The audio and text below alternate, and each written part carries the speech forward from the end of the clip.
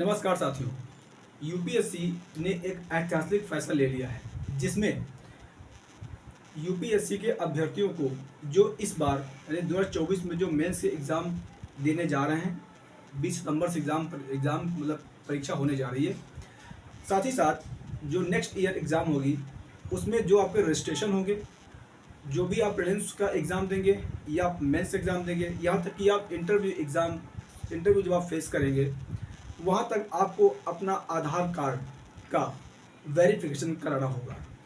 Actually UPSC ने clear ये बता दिया है कि यूपीएससी के अभ्यर्थियों को कि अगर आपको यूपीएससी का एग्ज़ामिनेशन देना है तो उसके लिए आपको आधार आधारित आपका वेरिफिकेशन किया जाएगा। तो जानने की कोशिश करते हैं कि आखिरकार यूपीएससी ने इतना बड़ा फैसला क्यों लिया है और इतना ऐतिहासिक फैसला क्यों लिया है। स्वागत है, मेरा नाम है पार्थ। स्वागत है आपका हमारे यूट्यूब प्लेटफॉर्म पे। चलिए स्टार्ट करते हैं। दरअसल में भारत सरकार ने यूपीएससी को ये अनुमति दे दी है कि आप जब भी आप एग्ज़ाम कंडक्ट कराएंगे यूपीएससी का, उसमें आपका आधार आधारित पंजीकरण को लागू करने के लिए कहा गया है, जिसमें यूपीएससी ने जो सरकारी रिकमेंडेशंस आई हैं उसको इम्प्लीमेंट करने के लिए प्रतिबद्ध है। अब आखिर भारत सरकार ने ऐसा क्यों किया और यूपीएससी ने ऐसा क्यों किया है। दरअसल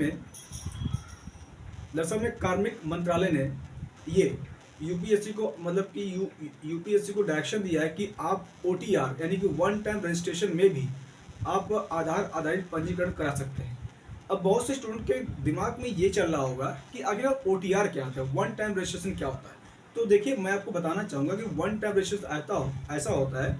सपोज एंड मानिए कि आपने 2020 में आपने यूपीएससी का रजिस्ट्रेशन कराया और कराने के बाद में आपका एक बार रजिस्ट्रेशन हो गया। अब जब भी आप यूपीएससी का 2021 का नया फॉर्म भरेंगे तो अगर आपके पास जो आपका ओल्ड रजिस्ट्रेशन नंबर है, अगर आप उसको जैसे ही आप आप नोटिफिकेशन में एंटर करेंगे तो आपका जो लास्ट डिटेल थी वो सारी खुल करके आपके सामने जो आपका इंटेंट होता है उसके सामने आ जाएगी। और यूपीएससी ने ये भी एक क्लियर डायरेक्शन दिया है कि जो भी स्टूडेंट जो भी यूपीएससी के जो भी रूल्स और रेगुलेशंस और जो भी अगर नहीं मानेगा, जो भी उनको नहीं करेगा तो उनके खिलाफ कार्रवाई होगी। इसलिए यूपीएससी बनाया गया गाइडलाइंस प्लस जो भी उनके नियम कानून या जो अधिनियम है उनके आधार पर ही आप यूपीएससी की परीक्षा को दे पाएंगे। दरअसल में यूपीएससी ने इतना बड़ा स्टेप क्यों लिया है, देखिए उसके पीछे रीज़न ये है कि पूजा खेड़कर का केस। दरअसल में पूजा खेड़कर ने जिस प्रकार से यूपीएससी में सेंध लगाई है, जिस प्रकार से यूपीएससी में पूजा खेड़कर ने अपने जाली डॉक्यूमेंट्स के बेस पर नौकरी पाई है, यानी कि पूजा खेड़कर जो प्रोबेशनरी आईएएस अधिकारी ने जिस प्रकार से दिव्यांगता यानी कि डिसेबिलिटी सर्टिफिकेट और ओबीसी सर्टिफिकेट का जो मिसयूज़ किया है उसके आधार पर यह जजमेंट लिया है।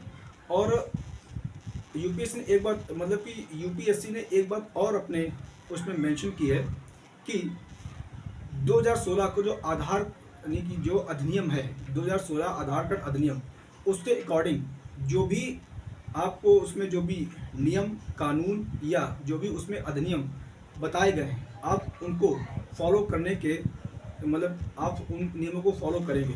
प्लस आपको आपको हाँ ना या केवाईसी भी आपको करानी होगी। इसका मतलब ये होता है कि जब आप एग्ज़ाम हॉल में जाने के लिए जब एग्ज़ाम सेंटर पहुंचेंगे तो वहां आपका आधार कार्ड चेक किया जाएगा और आपका कोई भी बहानेबाजी नहीं चलेगी मैं आधार कार्ड भूल आया हूँ, यानी आपको आधार कार्ड ले जाना ही पड़ेगा। और आपका आधार कार्ड याद है कि जब आप रजिस्ट्रेशन करेंगे तब भी ऑथेंटिकेशन होगा, जब आप प्रीलिम्स एग्ज़ाम देंगे तब भी आपको ऑथेंटिकेशन होगा, जब आप मेंस एग्ज़ाम देंगे तब भी आपको ऑथेंटिकेशन होगा, और जब इंटरव्यू जाएंगे तब भी आपका ऑथेंटिफिकेशन होगा। और ये जो पॉलिसी है, ये जो अभी 20 सितंबर से यूपीएससी मेंस एग्जामिनेशन जो कंडक्ट होने जा रहा है इसमें भी लागू कर दिया गया है। तो ऐसे में अब बड़ा मुद्दा ये है कि यूपीएससी आखिरकार इतना फेरबदल जो कर रही है, उसके पीछे रीज़न ये है कि पारदर्शिता, यानी कि ट्रांसपेरेंसी। दरअसल में जून में कोई यूपीएससी ने और स्टेप लिए थे, और जो मतलब कि जब पूजा खेड़कर का मुद्दा सामने आया था तो उसको लेकर यूपीएससी ने और भी स्टेप लिए थे, जिसमें उसने अब क्लियरली मेंशन किया था कि जब भी आपका मतलब जब भी आप अपना फॉर्म भरेंगे तो आपका फेस रिकॉग्निशन किया जाएगा, आपका फिंगरप्रिंट किया जाएगा, प्लस आपका आर्टिफिशियल इंटेलिजेंस के थ्रू आपको मतलब कि आपको चेक किया जाएगा एग्ज़ाम हॉल में सीसीटीवी कैमरे के दौरान, ताकि कोई भी एग्ज़ाम हॉल में कोई भी गड़बड़ी ना हो। जैसे कि अभी रिसेंटली में बहुत से पेपर लीक हुए हैं, तो ये भी एक रीज़न हो सकता है। अब देखिए, यहाँ एक मुद्दा उठता है, जिस प्रकार से पूजा खेड़कर को मतलब कि प्रोफेशनल आईएएस अधिकारी को जिस प्रकार से यूपीएससी ने मतलब कि हटाया है, और साथ ही साथ उन पर ये भी एक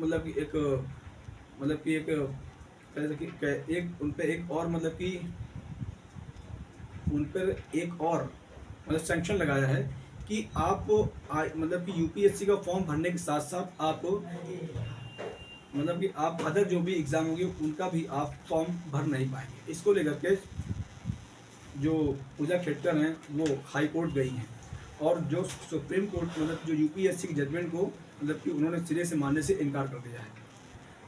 जिस प्रकार से पूजा खेड़कर ने यूपीएससी में सेंधमारी की है, क्या ये सही है?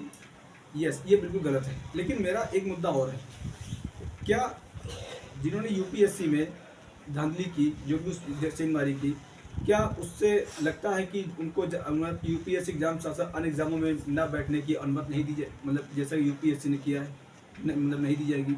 ये कहाँ तक सही है? क्या पूजा खेड़कर ने जो किया वो गलत है, लेकिन क्या यूपीएससी करे क्या वो सही कर रही है?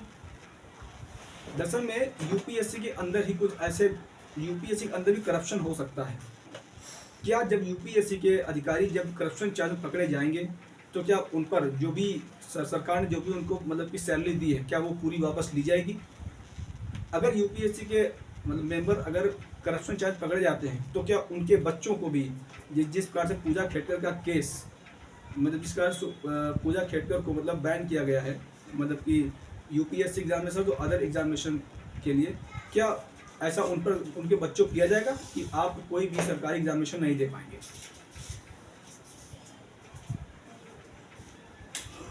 अगर पूजा खेड़कर के खिलाफ अगर ऐसा कार्रवाई की गई है तो मेरा मानना यह है कि अगर यूपीएससी के कोई भी मेंबर अगर करप्शन चार्जेस में इन्वॉल्व होता है तो उसके खिलाफ प्लस उसके बच्चों के खिलाफ भी ऐसा कार्रवाई करनी चाहिए। जब पूजा खेड़कर ने अपना डिसेबल सर्टिफिकेट प्लस उन्होंने जब अपना ओबीसी सर्टिफिकेट आपको जब यूपीएससी को हैंडओवर किया था, तब यूपीएससी क्या कर रहा था? तब उसको जानकारी नहीं थी कि ये सारे डॉक्यूमेंट जो फर्जी मतलब कि हमारे पास सबमिट किए गए। ऑफकोर्स पता होगा, ऑफकोर्स यूपीएससी के मेंबर्स को जानकारी होगी, लेकिन उस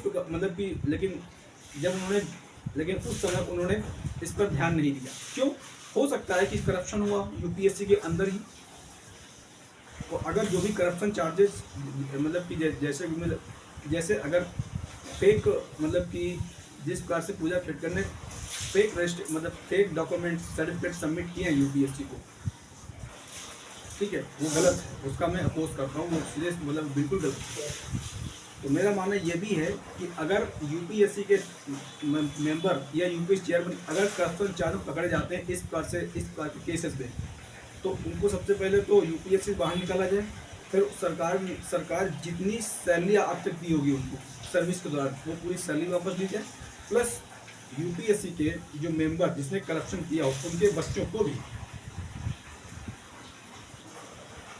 जो भी परीक्षाएं हैं सेंट्रल की या स्टेट की उन पर बैन लगा दिया जाए कि आप भी एग्जामिनेशन नहीं बैठ पाएंगे। तब जाके कहीं हमारे यूपीएससी में जो पारदर्शिता है, जो शुचिता है, वो कायम हो पाएगी। पूजा खेडकर जैसे पता नहीं कितने यूपीएससी के अंदर होंगे। और जिस प्रकार से मतलब कि मनोज सोनी जिस प्रकार से इस्तीफा दिया था अपना पर्सनल के कारण, हो सकता है कि कुछ भी हो सकता है, कुछ भी हो सकता है।